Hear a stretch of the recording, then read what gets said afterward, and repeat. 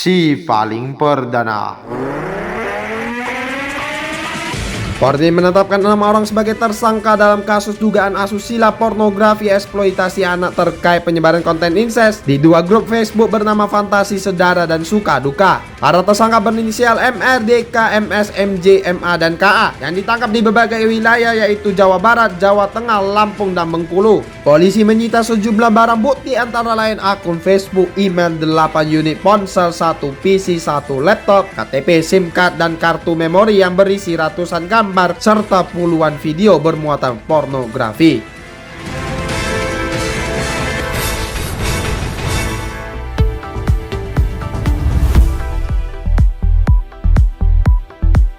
Selamat pagi Indonesia dan damai sejahtera menyertai kita semua sahabat DMP. Ini adalah DMP in the Morning edisi Kamis 22 Mei 2025. Anda bersama saya Jordan Gozali dan berikut ringkasan laporan utama kami pagi hari ini.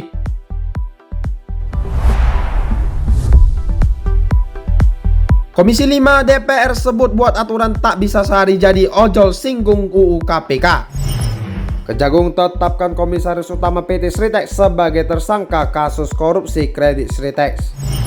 Akun Twitter resmi KPU RI diduga diretas singgung ijazah dan situs judol.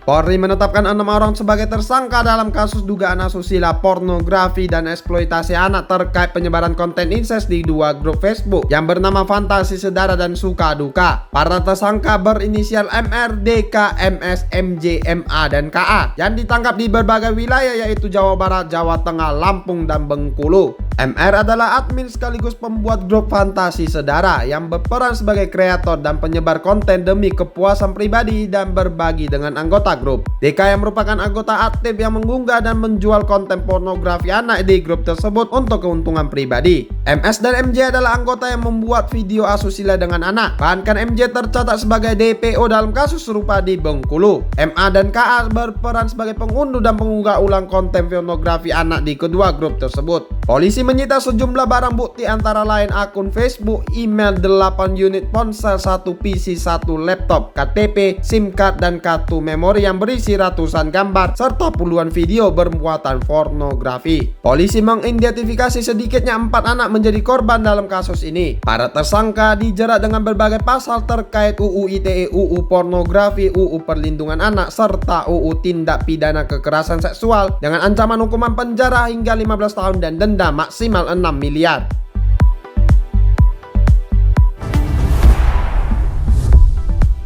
Kejaksaan Agung telah menetapkan Komisaris Utama sekaligus mantan Direktur Utama PT Sri Rejeki Isman Tbk atau Sritex Iwan Setiawan Lukminto sebagai tersangka kasus korupsi kredit PT Sritex dari Bank BJB dan Bank DKI. Selain Iwan Lukminto, mantan Direktur Utama Bank DKI Zainuddin Mapa dan mantan pimpinan Divisi Koperasi dan Komersial BJB Diki Syabaninata juga ditetapkan sebagai tersangka. Zainuddin dan Diki diduga memberikan kredit kepada PT Sritex secara melawan hukum karena tidak didasari pada analisis yang memadai, tidak menaati prosedur, dan tidak memenuhi persyaratan yang telah ditetapkan termasuk syarat kredit modal kerja. Sritex dinilai tidak memenuhi syarat karena memiliki peringkat resiko gagal bayar tinggi, sementara pemberian kredit tanpa jaminan seharusnya hanya untuk perusahaan dengan peringkat A. Iwan Lukminto diduga menyalahgunakan dana kredit tersebut yang seharusnya digunakan untuk modal kerja, melainkan untuk membayar utang dan membeli aset non-produktif, sehingga kredit tersebut macet dan menyebabkan kerugian negara. Kerugian negara akibat pemberian kredit yang melawan hukum ini ditaksir mencapai 692 miliar rupiah, dengan aset Sritex yang tidak cukup untuk menutupi kerugian tersebut dan tidak dijadikan jaminan. Ketiga tersangka tersebut disangka melanggar pasal 2 ayat 1 atau pasal 3 junto pasal 18 Undang-Undang Pemberantasan Tindak Pidana Korupsi dan langsung ditahan selama 20 hari ke depan.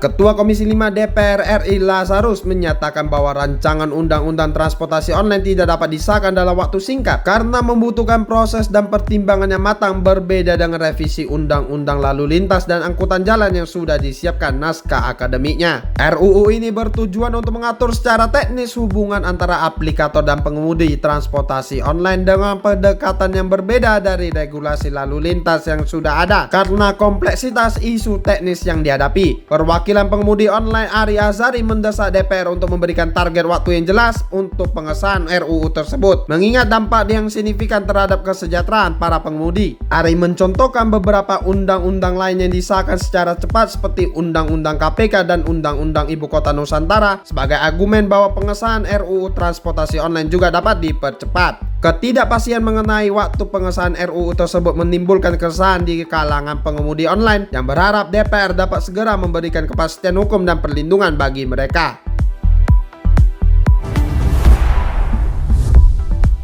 Menteri Koperasi Budi Ari Setiadi kembali terseret dalam kasus dugaan pengamanan situs judi online saat menjabat sebagai Menteri Komunikasi dan Informatika. Dengan namanya muncul dalam dakwaan yang menyebutkan ia mendapatkan 50% dari uang pengamanan situs tersebut. Budi Ari menanggapi tudingan tersebut dengan pernyataan singkat lagu lama kaset rusak dan menyerahkan proses hukum kepada Tuhan sembari menekankan bahwa ia telah diperiksa sebelumnya sebagai saksi dan siap untuk dikonfirmasi ulang jika diperlukan. Dakwaan tersebut menyebutkan bahwa Budi Ari diduga meminta rekannya untuk mencari orang yang dapat mengumpulkan data situs judi online dan diduga memberikan arahan serta atensi agar salah satu terdakwa diterima bekerja di Kominfo untuk tugas tersebut. Jaksa penuntut umum menjelaskan kronologi dugaan keterlibatan Budi Ari termasuk pertemuan-pertemuan yang membahas praktik pengamanan situs judi online dan pembagian keuntungan yang melibatkan beberapa terdakwa dan Budi Ari. Meskipun Budi Ari telah membantah keterlibatan tersebut dan menyatakan tidak pernah memerintah perlindungan situs judi online, kasus ini tetap menjadi sorotan publik dan proses hukumnya masih berlanjut menunggu petunjuk dari hakim.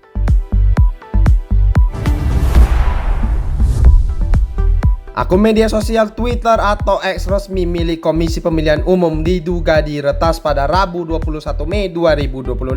Berdasarkan pantauan DMP Integrated News, akun tersebut diduga diretas mulai pukul 2:10 waktu Indonesia bagian Barat saat menulis unggahan Indonesia bakal gelap sepenuhnya. Pada sehari atau 11 jam sebelumnya, akun tersebut sempat mengunggah agenda kehadiran KPU di sidang pemilihan suara ulang di Gedung Mahkamah Konstitusi. Tercatat ada 5 unggahan dalam akun tersebut hingga pukul 8:30 waktu Indonesia bagian Barat. Salah satu unggahan bahkan berisi judi online. Unggahan yang lain juga sempat menyinggung jurnalis seniornya Joa Shihab. Unggahan juga turut mempromosikan situs judi online bernama Mahazeus. Dihubungi terpisah, Komisioner KPU Idam Kholik sempat kaget saat mendengar kabar tersebut. Ia mengaku akan mengecek terlebih dahulu kabar tersebut.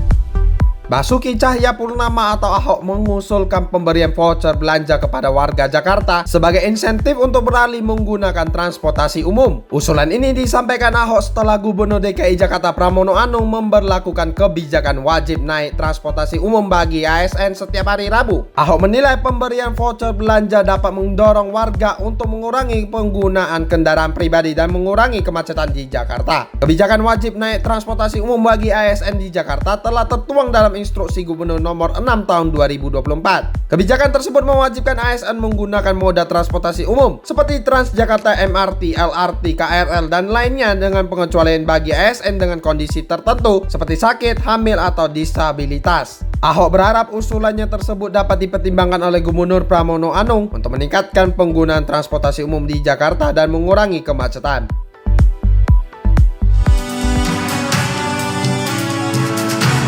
DMP International News.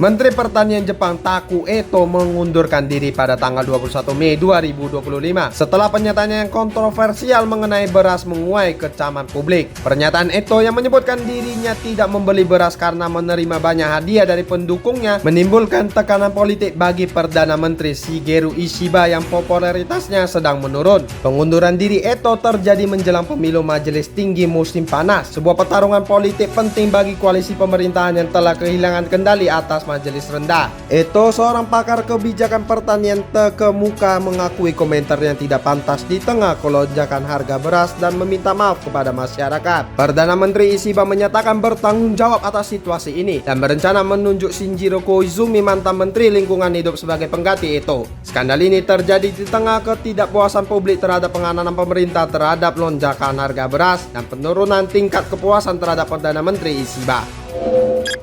Perdana Menteri Inggris Keir Starmer menyampaikan keprihatinan yang mendalam terhadap situasi mengerikan di jalur Gaza, khususnya penderitaan anak-anak yang tidak berdosa akibat serangan udara Israel yang terus berlanjut. Starmer menegaskan penolakan Inggris terhadap permukiman Israel di tepi barat dan menegaskan peningkatan bantuan kemanusiaan secara besar-besaran ke Gaza dengan menyatakan bahwa bantuan yang diizinkan masuk saat ini sama sekali tidak cukup.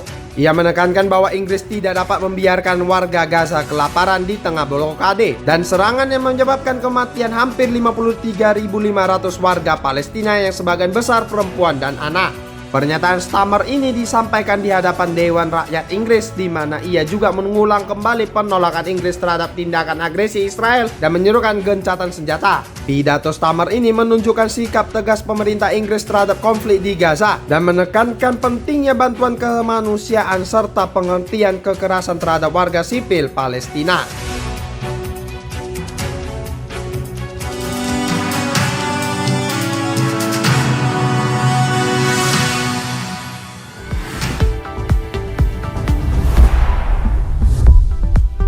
Demikianlah DMP in the Morning edisi Kamis 22 Mei 2025.